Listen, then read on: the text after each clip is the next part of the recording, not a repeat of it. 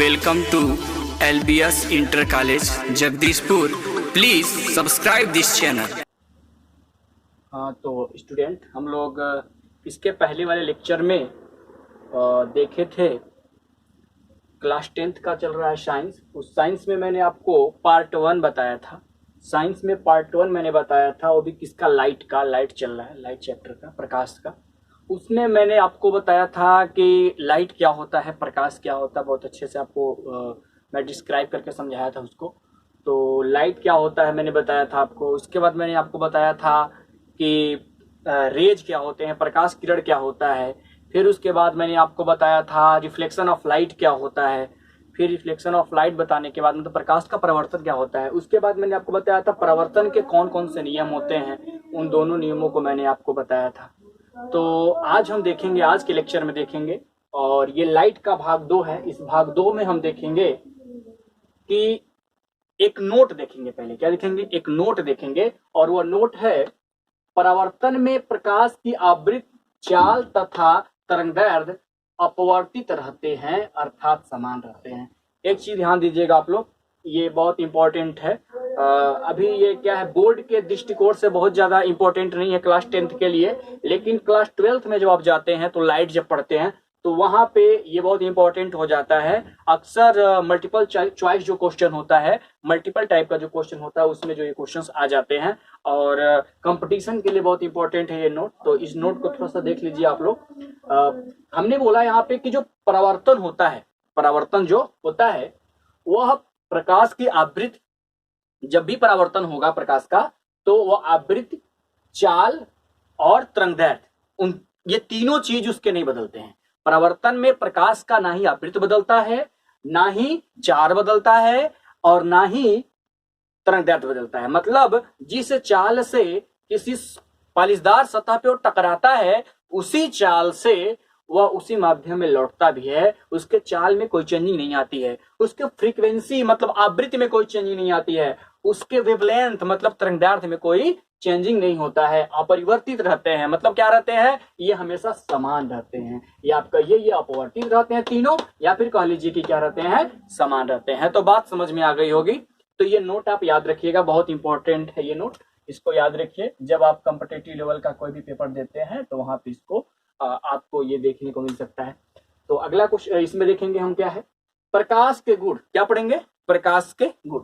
इसको समझ लेते हैं। प्रकाश के गुण मतलब प्रकाश को पहचानना है ना, कौन कौन से उसके अंदर ऐसे गुण होते हैं जिस गुण से आप क्या कर सकते हैं, प्रकाश को पहचान सकते हैं।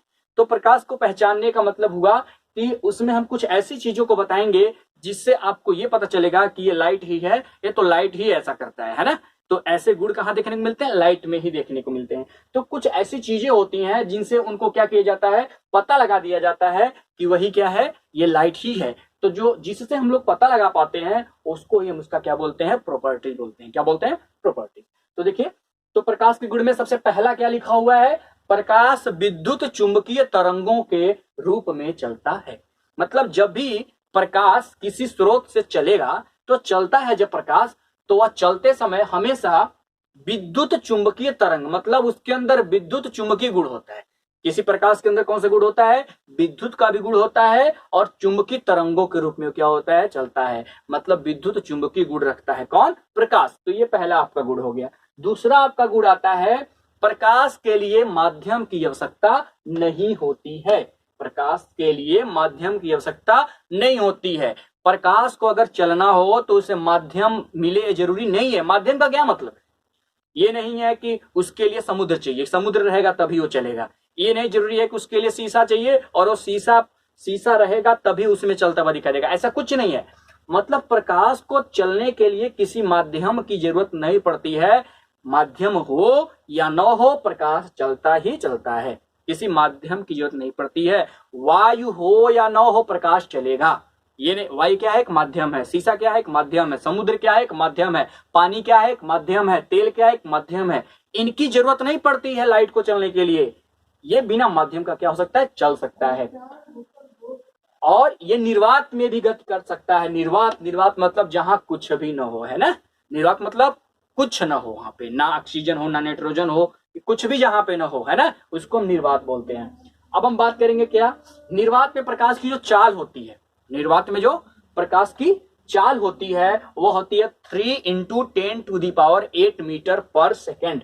3 × 10⁸ मीटर पर सेकेंड। अगर इसी को आप सेमी पर सेकेंड अगर कहें, मीटर को किस में बदल दें, सेमी पर सेकेंड में, तो यहाँ पे 10 पर 10 आ जाएगा। क्या आ जाएगा, 10 पर 10।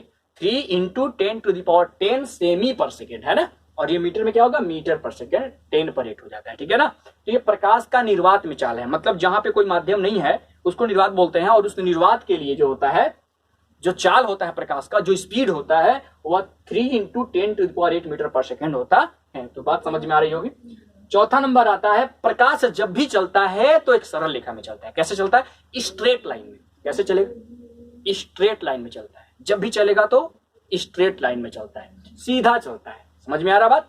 उसके बाद आता है, प्रकाश अदृश्य होता है, इसका केवल हम अनुभव कर सकते हैं। प्रकाश को क्या कोई देखा है, प्रकाश को कोई देखा है क्या, प्रकाश को कोई देख नहीं पाता है। प्रकाश देखने की चीज नहीं है, प्रकाश अनुभव करने की चीज है। प्रकाश क्या करते हैं, हम अनुभव करते हैं। अरे हम सूर्य को देखते हैं, हम बल्ब को देखते हैं, हम दीपक को देखते हैं, हम लालटेन जो जलता है उसको देखते हैं, लेकिन क्या हम कभी प्रकाश को देखें, प्रकाश कैसे चल रहा है, प्रकाश को देखें। हम प्रकाश को कभी नहीं देखते हैं। हम देखते हैं तो क्या देखते हैं कि बल्ब है, उस बल्ब में टंगस्टन लगा हुआ है, तार है टंगस्टन का, धातु का, और वो जल रहा है, वो हीट हो रहा है, हीट होकर गर्म हो रहा है, वो जल रहा है, रोशनी दे रहा है। हम ये देखते हैं, लेकिन कभी हम लाइट को देख नहीं पाते हैं। एक्चुअल में जिस स्रोत से वो लाइट आता है उस स्रोत को देखते हैं, लेकिन उससे लाइट आता है, उस लाइट को हम देख नहीं पाते हैं। लाइट अनुभव करने की चीज होती है, ये अदृश्य होता है, इसको हम देख नहीं सकते हैं। इसके बाद आता है प्रकाश किरण पुंज। क्या आता है, प्रकाश किरण पुंज।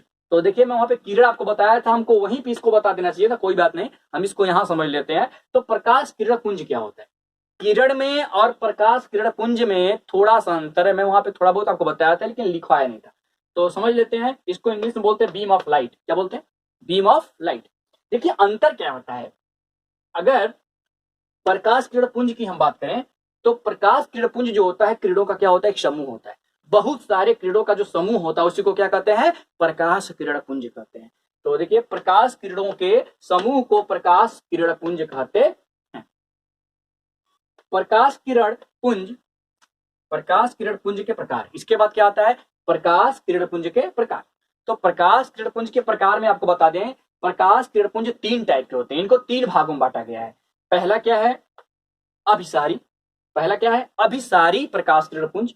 दूसरा क्या है, अपसारी किरण पुंज, और तीसरा है समांतर किरण पुंज। तो किरण पुंज कितने टाइप के होते हैं, 3 टाइप के होते हैं, अभिसारी, अपसारी और समांतर। तो बात समझ में आ गया होगा, है ना। अब हम क्या करते हैं, बारी बारी से समझते हैं, अभिसारी क्या होता है, अपसारी क्या होता है, समांतर क्या होता है। इन तीनों चीजों को मैं एक बारी बारी से समझाऊंगा। अब हम देखेंगे सबसे पहले अभिसारी। क्या देखेंगे, अभिसारी किरण पुंज सबसे पहले हम देखेंगे। उसके बाद फिर देखेंगे अपसारी, फिर देखेंगे समांतर। मैंने आपको बताया कि किरण पुंज कितने टाइप के होते हैं, 3 टाइप के होते हैं। पहला अभिसारी, इसको हम समझेंगे, इसको इंग्लिश में बोलते हैं कन्वर्जेंट। क्या बोलते हैं, कन्वर्जेंट बोलते हैं। देखिए होता क्या है, ये अभिसारी क्या होता है, यदि मान लीजिए किसी स्रोत से प्रकाश किरण आया, जिस स्रोत से प्रकाश किरण, बहुत सारी प्रकाश किरणें आ रही हैं, और वो सभी के सभी प्रकाश किरणें किसी एक ही बिंदु पर जाके मिल रही हैं, किसी एक ही बिंदु पर जाके क्या हो रही हैं, मिल जा रही हैं।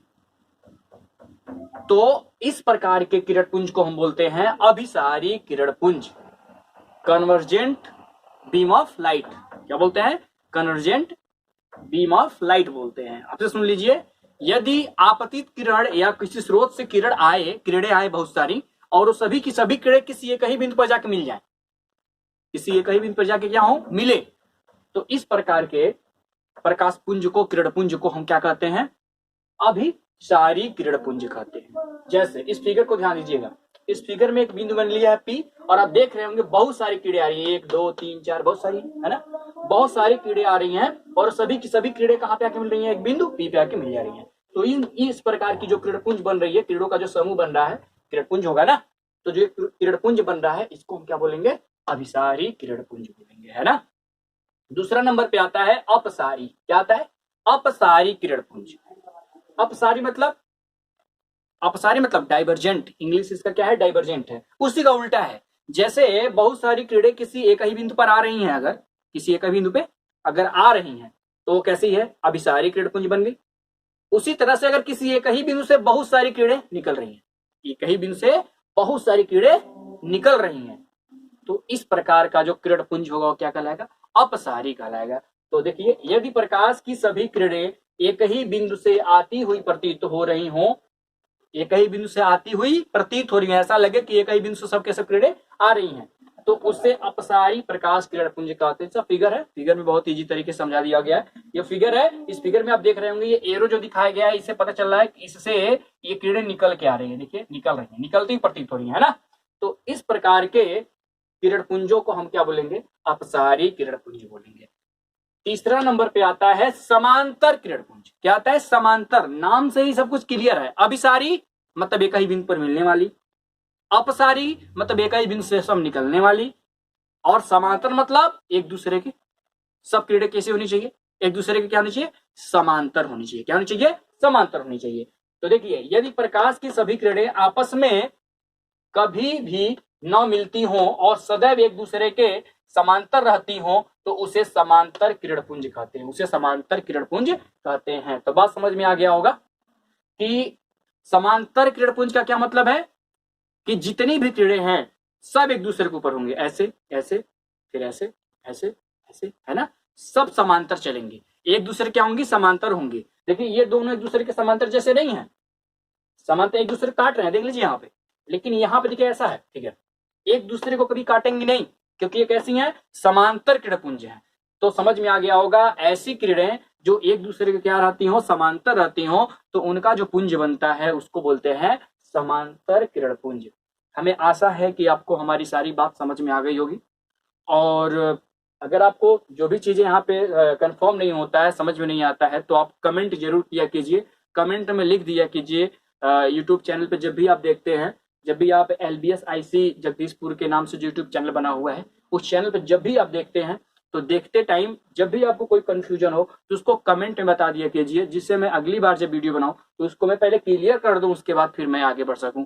और आप लोग चैनल को सब्सक्राइब, जो लोग नहीं सब्सक्राइब किए हैं चैनल को सब्सक्राइब जरूर कर दें, क्योंकि अगर आप कमेंट करेंगे, सब्सक्राइब करेंगे और लोगों में शेयर करेंगे, तो जो हम मेहनत इस पे कर रहे हैं वो मेहनत करने का थोड़ा सा हमको भी क्या आएगा, मजा आएगा, लगेगा कि हाँ कुछ बच्चे हैं पढ़ रहे हैं, कमेंट कर रहे हैं, जो भी दिक्कतें हैं वो बता रहे हैं, हमको भी थोड़ा अच्छा लगेगा। तो अच्छा लगेगा तो और भी अच्छा अच्छा कंटेंट हम आपके लिए लेके आएंगे।